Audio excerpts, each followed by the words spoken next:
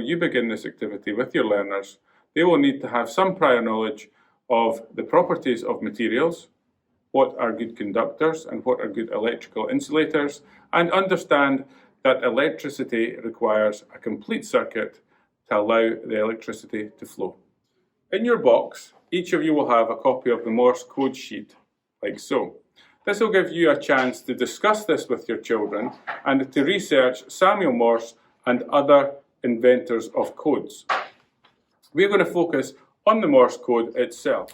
So we're going to focus on wiring up a very simple circuit to investigate the conductivity or the electrical insulating properties of specific materials. So for this, you will need a bulb or a lamp, a battery pack or battery with the connectors, and 3 crocodile clips.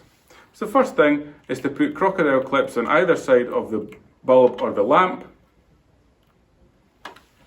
wiring one side of the lamp or bulb up to one of the wires from the battery pack, and then your third crocodile clip, wiring that up to the other side of the battery pack itself. As you will see, we have an open circuit, and when these two are touched, the bulb does light, therefore meaning that we have wired it up correctly. Now this gives you and the children the opportunity to now investigate a series of different materials that could be just located around the classroom. So here we have a variety of different materials, all made from different things. Some man-made, some natural. As you see, we've got the glue spreader, a stone, shell, pipe cleaner, and various other bits and pieces. What you'd be asking the children to do here is to first of all predict whether they think it is going to be an electrical insulator or whether it is going to be a conductor. In other words, allow the electricity to flow and to light the bulb. So if we take this bit just now, the prediction would be from the children, yes or no, and if you can either clip it from on either side or just hold it. And as you can see, the bulb is not lighting, which means this is an electrical insulator. Let's try the paper clip. And again, there you go. You get to see that the paper clip is obviously a conductor.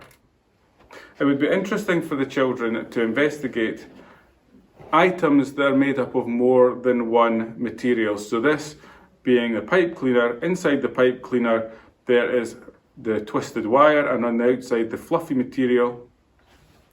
So depending on where you maybe connected this, the children may get different results. So to allow that flexibility of the children's prediction and also their testing.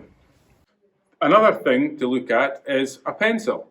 And a lot of you will have pencils sitting around in the classroom that are maybe smaller and not really used for writing anymore. So if you sharpen the other end of the pencil, then the graphite inside the pencil, you can ask the children, would it be a conductor or would it be an electrical insulator? And the best way therefore then to test that would be to put that into the circuit, making sure that you're not clipping on to any part of the wood. It's a little bit on the fiddly side.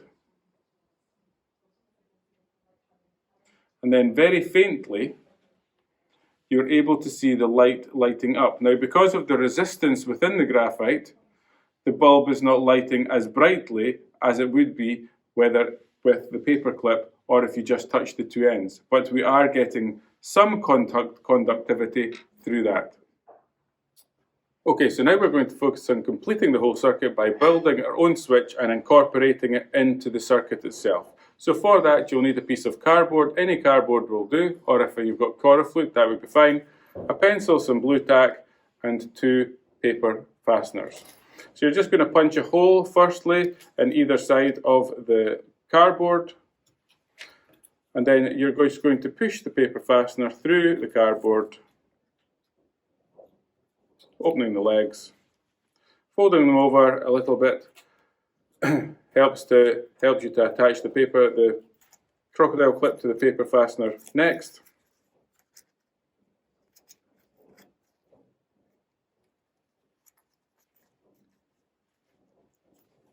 Make sure that the two are aligned, and then attach the crocodile clips to the paper fasteners, one on either side.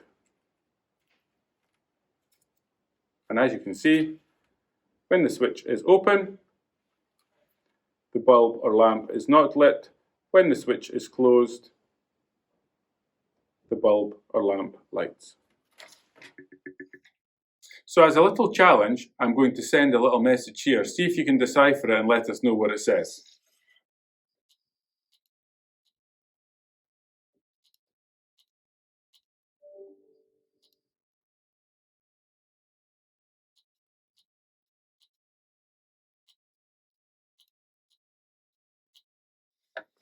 For all battery storage safety advice and how to wire up circuits safely, please go to our website in Early Years in Primary and click on the Battery Bulletin.